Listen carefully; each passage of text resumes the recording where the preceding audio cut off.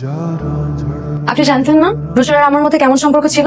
আমি রুশোকে কি পরিমাণ ভালোবাসতাম, তারপরও জেনে শুনে আপনি এমন একটা মেয়েকে কেন বিয়ে করবেন যে মেয়েটা আপনাকে কোনোদিন ভালোবাসবেও না, ভালোবাসতে পারবেও না? কারণ আমি মানুষটা তোমাকে ভীষণ ভালোবাসি, অসম্ভব ভালোবাসি।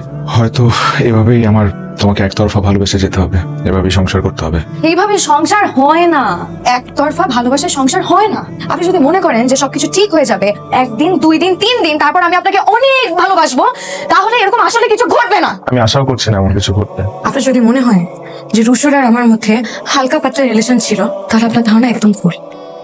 এই বিষয়টা আমার কাছে খুবই ঠুনকো, এটা আমার কাছে একদমই ম্যাটার করে না। তুমি বললে না যে মানুষ যখন ভালোবাসে তখন অন্ধের মতো ভালোবাসে, ঠিক তাই। তোমার এই কথায় আমার কোনো ভ্রুক্ষেপ হচ্ছে না, কারণ তুমি আমার কাছে শুদ্ধ ভূমিষ্ঠ শিশুর মতো পবিত্র। তোমার যদি মনে হয়ে থাকে যে এটা জানার পর তোমার প্রতি আমার রেসপেক্ট কমে গেছে, সেটা ভুল। আমি তোমাকে আগের মতোই সম্মান করি, আগের মতোই ভালোবাসি, এবং সারা জীবন সে আগের মতোই ভালোবেসে যাব।